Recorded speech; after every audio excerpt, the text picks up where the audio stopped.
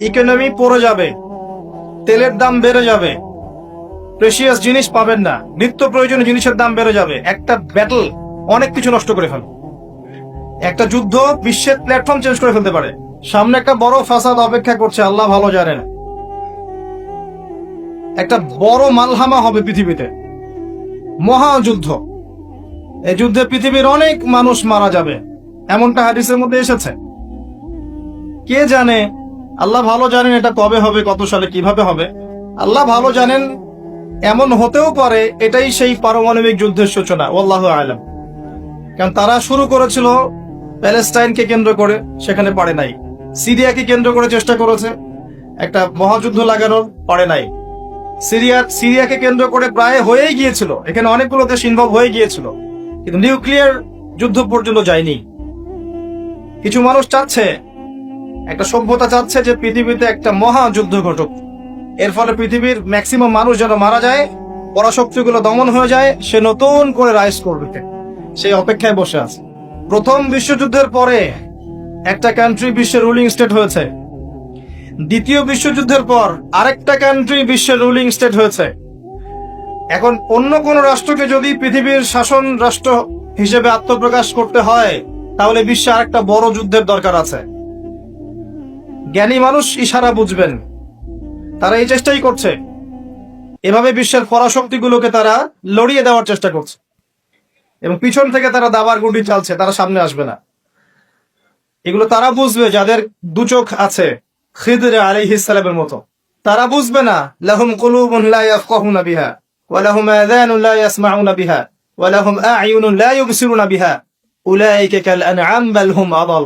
এই শ্রেণীর মানুষ এগুলো বুঝবে না। তো পৃথিবীর প্রতিটা ক্ষেত্রে ফাসাদ মানুষ সৃষ্টি করেছে, আর মানুষের জন্য এই পৃথিবীর ক্ষতি অপেক্ষা করছে, পরকালীন ক্ষতি অপেক্ষা করছে। মানুষ বুঝতে পারছে না যে এর ফলে কি হতে পারে।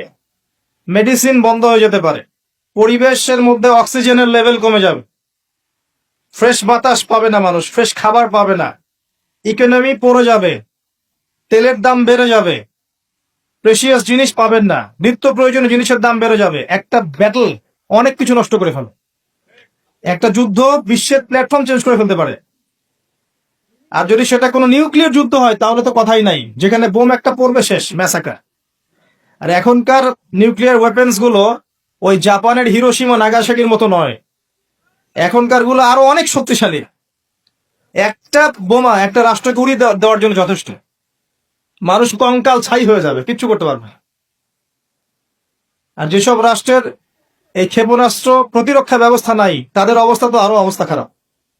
কথা বুঝতে পারছেন না? ক্ষেপণাস্ত্র প্রতিরক্ষা ব্যবস্থা থাকে, কেউ যদি মিসাইল ছোড়ে সেটাকে আকাশেই ধ্বংস করা যায়। সেই প্রতিরক্ষা ব্যবস্থা যাদের নাই, তাদের কি অবস্থা হবে চিন্তা করতে পার। এই মালহামায় মুসলিমরাও জড়িয়ে যাবে।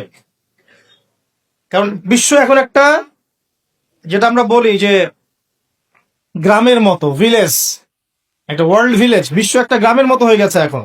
একদিকে ঢিল পড়লে আরেকদিকে প্রভাব পড়বে, তাই পুরো বিশ্ব একটা পরিবারের মতো হয়ে গেছে।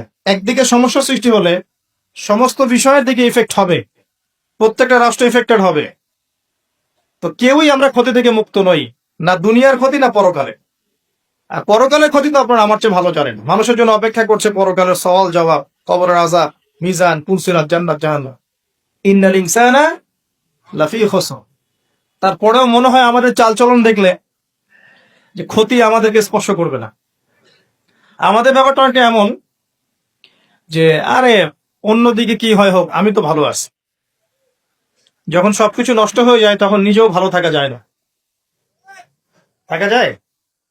যখন সবকিছু নষ্ট হয়ে যায় তখন নিজেও আর ভালো থাকা যায় না। তো আমাদের ভাগ্যেও ক্ষতি অপেক্ষা করছে, এটা সময়ের ব্যাপার মাত্র। এখনো যদি আমরা সচেতন না হই, নিজেদের ফিউচারের চিন্তা না করি, নিজেদের আমল, আকীদা, পরিবার, রিজিক এগুলোকে না গুছিয়ে নেই, তাহলে সমস্যা আছে। আমরা কি সমস্যায় পড়তে চাই?